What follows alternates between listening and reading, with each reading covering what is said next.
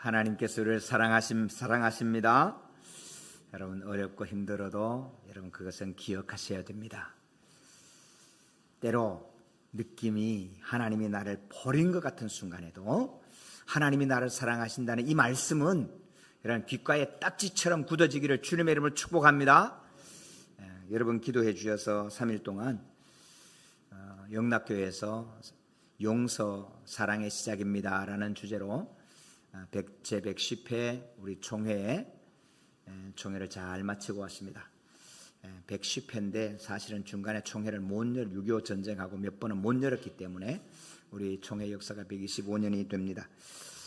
용서 사랑의 시작입니다 하는 제목으로 3일 동안 이제 회의를 하는데 우리 성도님들처럼 그렇게 앉아가지고 총대 1,500명이 아침 8시 반 예배를 시작하면 저녁 9시 폐회 기도를 할 때까지, 물론 중간중간에 식사시간도 있고 그렇지만 8시 반부터 9시까지 그렇게 회의를 하는 겁니다.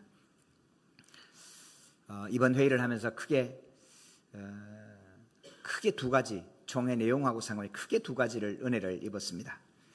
오늘 그 총회 때 했던 그 하나님의 말씀과 받은 은혜를 함께 나누고 싶습니다. 첫 번째는 영락교회가 가지고 있는, 영락교회에 함께 하신 우리 하나님의 큰 기도에 쌓여진 은혜를 경험하게 됐습니다. 우리가 교회마다 가면 느낌이 있잖아, 그죠? 우리 교회는 오시면 대부분 분들이 참 교회가 따뜻해요, 훈훈해요, 참 편안해요, 그런 얘기를 참 많이 하셔서 참 감사해요. 영락교회는 찬송할 때마다 다 일어나서 찬송해요. 모든 찬송을. 그리고 찬양대가 강대상 뒤에 있어요. 그리고 강대상이 굉장히 높아요. 강대상이 찬양대가 뒤에 있고 양쪽에 있고, 이게 찬양대원이 한 600명 정도 되도록 이렇게 뒤에 200명 앉도록 그렇게 되어 있어요. 의자는 죄송해요. 우리 의자보다 굉장히 더 좁아요. 지나가기가 좀 불편할 만큼 좁아요. 총회를 제가 5번 참여하면 수요 예배 마치고 회의를 계속한 적은 별로 없어요. 왜냐하면 수요 예배 때 예배 인도로 가는, 가까이 있는 목사는 예배 인도하러 가시고, 또 수요 예배 뭐 이렇게 이상한 퍼포먼스 하고 나면 그러면 각자 떨어져 나가요. 근데 이번에는 그런 뭐 문화 행사 이런 거 하나도 없이 예배를 드렸어요. 근데 놀랍게 수요 예배 거의 모든 총대들이 다 예배를 드렸고요. 예배 마치고 회무의 정족수가 부족하지 않아서 회무를 다 처리했어요. 참 놀랍다. 이게 예배가 주신 하나님의 은혜, 문화 행사가 아닌 예배가 주는 하나님의 인도하심이 뭔지를 여러분 절실하게 뜨겁게 경험했어요. 정말로 뜨겁게 경험했어요. 너무너무 감사한 은혜. 두 번째는 우리 총회장님이 말씀을 하시면서 말씀 전에 그런 얘기를 했어요.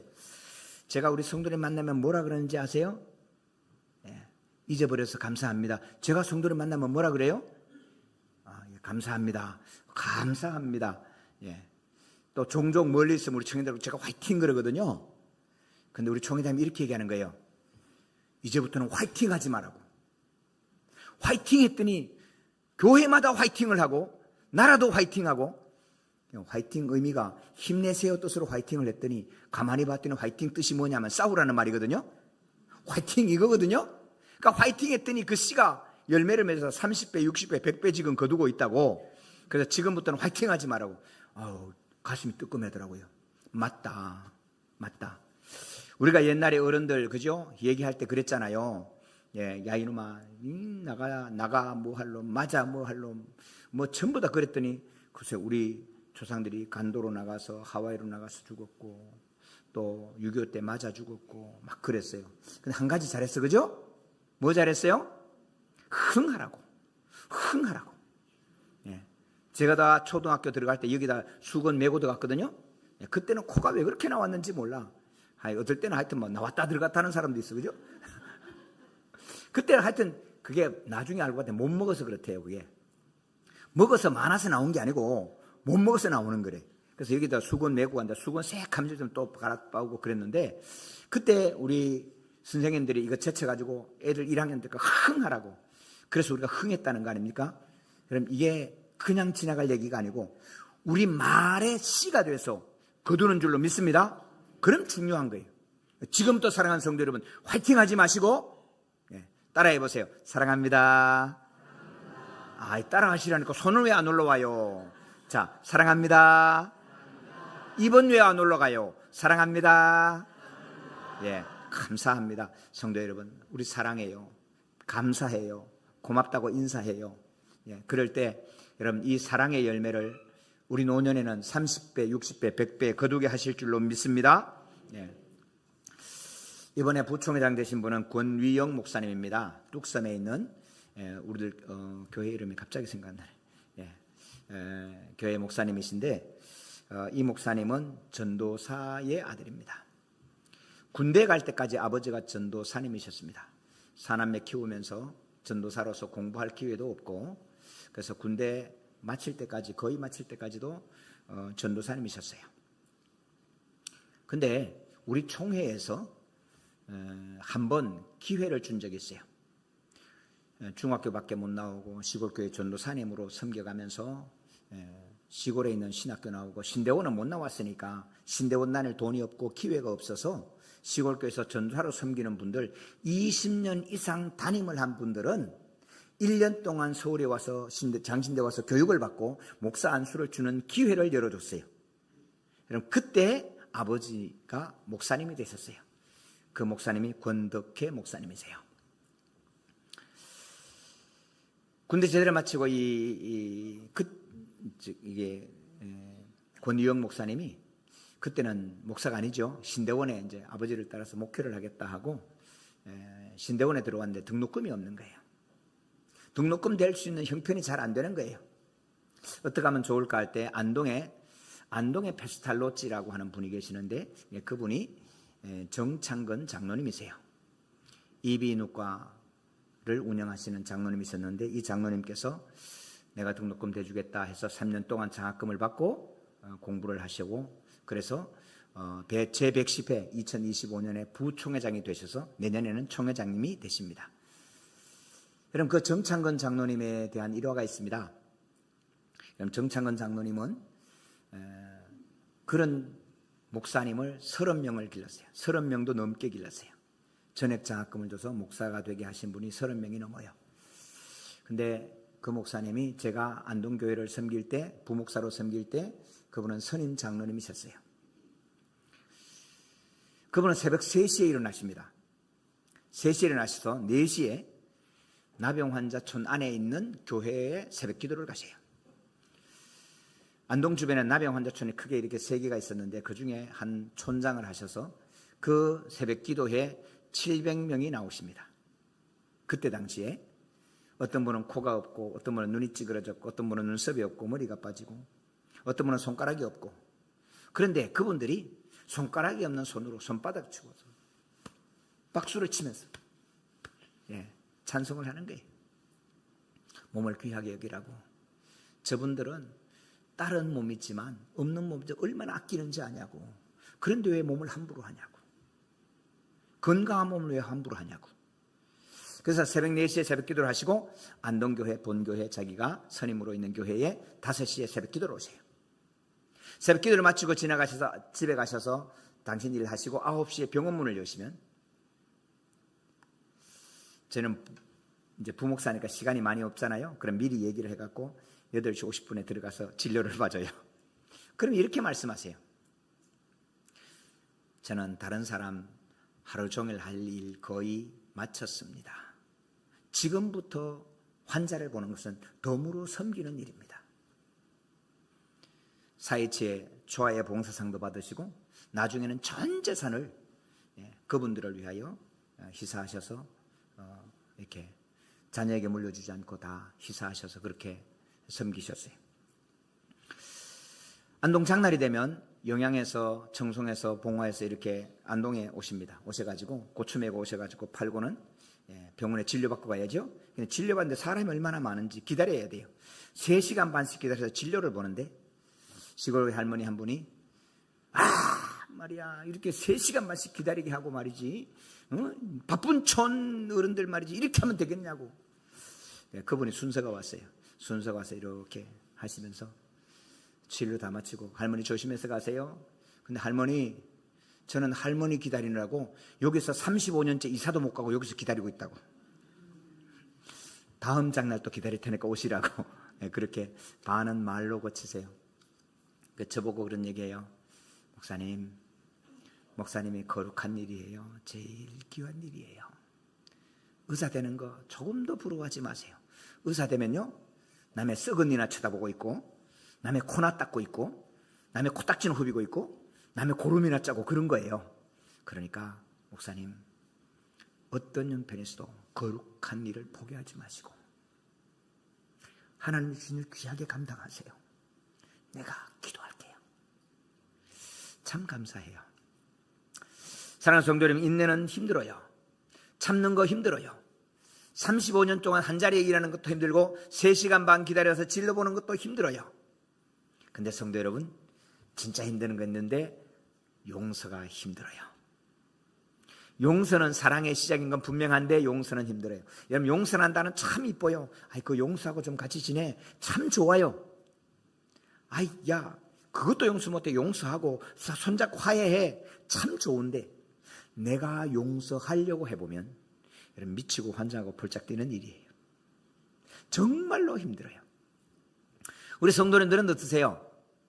어떤 이름 딱 떠오르고 나면 그냥 몸이 부르르 떨리는 이름들, 저는 가끔 우리 그런 성도님들을 만나요. 그럼 쉽게 제가 위로하려고 하지 않아요. 왜? 얼마나 어려운지 아니까. 저도 너무너무 이름만 생각하면 용서했는데 지금도 그 이름은 듣기 싫어. 용서 다 했어요. 축복해요. 그런데도 그 이름 듣기는 싫어. 그런 이름이 있다니까요. 근데 어떻게 용서가 돼요? 근데 사랑하는 성도 여러분, 오늘 우리 주님이 이렇게 말씀하시는 거예요. 32절, 서로 친절하게 하며 불쌍히 여기며 서로 용서하기를 하나님이 그리스도 안에서 너희를 용서하심과 같이 하라. 같이 읽어볼까요? 서로 친절하게 하며 불쌍히 여기며 서로 용서하기를 하나님이 그리스도 안에서 너희를 용서하심과 같이 하라. 아멘. 사랑하는 성도님들, 용서를 우리가 어떻게 가능합니까? 우리는 용서할 수 있는 힘이 없어요. 용서를 결단하고 용서하겠다고 정해도, 용서하겠다고 해도 용서가 안 된다니까요. 그러면 어떻게 해요? 저는 이렇게 조언합니다. 첫 번째, 그 사람하고 자꾸 만나지 마. 용서해야 되는 사람, 내가 가서 용서하려고 애쓰지 마. 조금은 떨어져 지나야 돼요. 여러분, 사람이기 때문에 사람이 사람을 용서하는 건요, 기관차가 똑같은 힘인데 끌어당기려고 하는 거하고 똑같아요. 여러분, 힘이 똑같은데 끌어당기면 끌려가나요? 안 끌려가지. 안 돼요. 그때는 눈을 들어 우리 주님을 보시기를 축복합니다. 여러분, 하나님을 보고 하나님의 은혜를 입을 때 용서할 수 있는 힘을 우리 하나님이 허락해 주실 줄로 믿습니다. 주시는 거예요. 제가 이름만 들으면 별로 싫은 그 이름, 제가 고급에 있을 때요, 그 이름하고 똑같은 이름을 가진 한 장로님이 큰 은혜를 제게 주셨어요. 우리 목사님, 이런 분이 아닌데 목사님, 우리 교회에 가셔서 담임을 해 주십시오. 그야말로 청빙하러 오신 거예요. 근데 똑같은 이름이야. 이름만 생각해도 그냥 그런데 똑같은 이름을 가진 장로님이 그렇게 몇 번을 오시고 전화를 하시는데 이제 그 이름을 싫어할 수가 없잖아요. 이런 하나님의 은혜는 그렇게 오는 거예요. 그런 성도 여러분, 질문 하나 드릴게요. 용서가 먼저예요? 회개가 먼저예요? 그죠? 회개해야 용서할 거 아니에요? 그죠? 근데 성도 여러분, 사람과 사람은 회개해야 용서해요. 맞아요. 그런데 성도 여러분, 가만히 돌아보세요. 우리에게 하나님이 자녀 주신 이유가 뭘까 한번 돌아보세요. 왜 하나님을 아버지라고 그러지? 성도 여러분, 자라면서 부모님한테 죄 안 지은 사람 손 들어보세요. 손 드시면 조금 모질하거나 이상하신 분이. 여러분, 부모님한테 죄 안 짓고 크는 놈이 어디 있어요? 엄마 젖꼭지 물어뜯었고 빵점 맞은 거 110점 맞았다고 우기고, 어느 여행 갔는데 250원 회비인데 350원이라 그래서 사이다 사 먹었고, 용돈 안 준다고 쌀 퍼가지고 가서 팔아갖고 엿받고 먹고, 그렇게 큰 게 우리 아닙니까? 여러분, 우리는 하나님 아버지 앞에 죄를 짓고 크는 거예요. 죄 안 짓고는 못 크는 거예요. 요즘 아이들은 엄마 지갑 싹 뒤져가지고, 아니요, 엄마 지갑 뒤지지 않더라고. 카드만 빼가더라고. 그렇게 죄를 짓고 커요. 어느 날은 아들이 나가서, 딸이 나가서 진흙탕에 뒹굽니다. 세상의 진흙탕. 다리 밑에 가서 본드하고 못된 짓 하고. 그런데요, 엄마는 집안 청소 싹 해놓고 침대 새 침대로 갈아놓고 그 딸이, 그 아들이 돌아오기를 기다리고 있어요. 돌아오면 씻고 들어오라고. 부모는 자식을, 죄 짓고 있는 자식을 용서하고 깨끗한 방과 침대를 준비해놓고 기다리는 게 부모님이에요.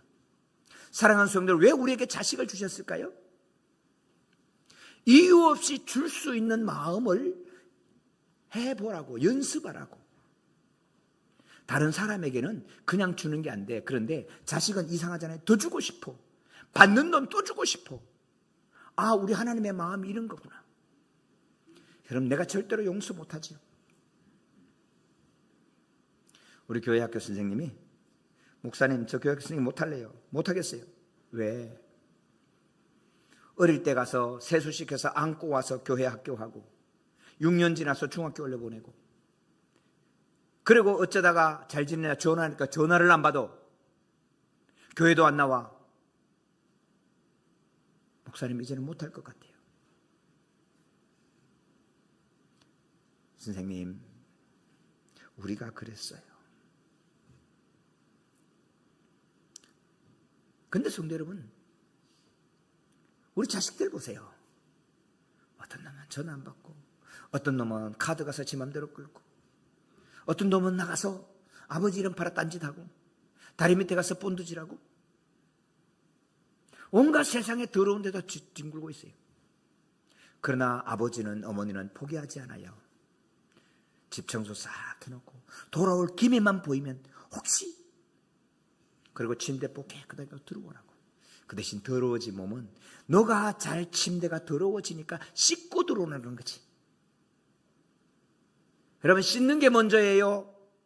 맞아들이는 게 먼저예요? 회개가 먼저예요? 용서가 먼저예요? 사랑하는 성도 여러분, 하나님이 용서라고 말씀하실 때 우리 하나님께서 그리스도 안에서 십자가에 하신 그 용서처럼 너도 용서해라. 사랑하는 성도 여러분, 나는 도저히 용서할 수 없어요. 어떻게 저런 인간을 용서하고 저런 인간 갖고 손잡고 가요? 절대로 안 되지요.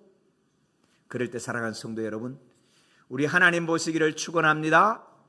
주님 보시기 바랍니다. 주님 보셔야 돼요. 그 주님을 보시면 주님은 우리를 용서하기 위하여 몸 쓰시는 걸 보게 돼요. 내가 용서하기 위하여 용 쓰는 것보다 우리 하나님이 나를 위하여 힘 쓰시는 것이 훨씬 더 힘들어요. 훨씬 더 아프셨어요. 여러분, 목회하면서도 때로는 어렵답니다. 네, 목회하다가 어느 날 사라졌는데 전화하면 전화를 안 받아. 참, 네. 그죠? 찬양대도 있잖아, 그죠? 전화하면 전화를 안 받아. 참 마음이 아파요. 그러나 여러분, 그 이름을 지울 수는 없어요. 우리 하나님 아버지가 그래요. 하나님께서 에덴 동산을 만드십니다. 그 에덴 동산을 만드셔서 온갖 좋은 것 다 주셔서 아담에게 줬어요. 다 가져라. 그 대신 한 가지, 이 에덴 동산의 주인이 누군지 아냐? 그게 나다. 이 에덴 동산 누가 줬는지 아냐? 내가 준 거야. 내가 주인인 것과 내가 너에게 다 준 것과 내가 아버지인 것만은 기억해. 그게 선악과예요. 여러분, 선악과가 사과냐 포도나무냐, 이런 그거 따지면 안 돼요. 이번에 이단 놀러 왔는데 선악과를 포도나무로 그랬다고, 이단성이 있다고 얘기하는 거예요. 아이, 선악과가 포도나무인지 사과나무인지 성경은 얘기 안 했어요. 선악과라 그랬지. 예? 포도나무라 그러든 사과나무라 그러든 그 사람 그런 거요. 그거 가지고 따질 거 없어요. 중요한 거는 하나님이 에덴 동산의 주인이라니까요. 하나님이 온 세상의 주인이라니까요. 하나님이 우리 아버지라고요. 이걸 인정하라는 거예요. 그런데 인간은요, 거기까지도 죄를 지어.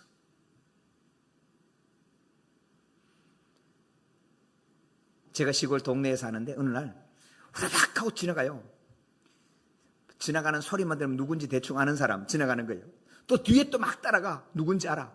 앞에 아들이 막 지나가는데 아버지가 막 이놈의 자식 데려가 쫓아가는 거예요. 근데 이 애가 뛰어가다가 막다른 골목에 들어갔어요. 막다른 골목에 들어갔는데 도망갈 데가 없잖아요. 뭐라 그런지 아세요? 도를 하는데 줄을 딱 끌고 여기 넘어오면 우리 아버지 아니다. 기가 막힌 거예요. 넘어가야 돼요? 말아야 돼요? 근데 성도 여러분, 우리는요, 우리 죄성이 그래요. 하나님이 주신 거 알고 하나님이 주신 은혜를 받으면서도 심지어 하나님 앞에 다 은혜를 입어놓고도 이거 안 해주면 하나님 안 믿을 거라고, 하나님 우리 아버지 아니라고, 이런 그런 우리라고요. 그런데도 하나님은 용서를 결정해요. 그 아담이 범죄하고 날 때 어떻게 이놈을 다시 안을까? 어떻게 이놈이 다시 제자리로 돌아올까? 그냥은 안 되잖아요. 여러분, 나가서 지금 진흙탕에 뒹굴렀는데 그냥 들어와서 자면 안 되잖아요. 어떻게 이 아들이 다시 제자리에 들어와서 아들의 자리에 제자리로 갈 수 있을까? 우리 하나님 그때부터 고민하시는 거예요. 하나님께서 양을 잡아서 피를 흘리시고 그 양의 가죽을 벗겨서 옷을 내입히시는 거예요.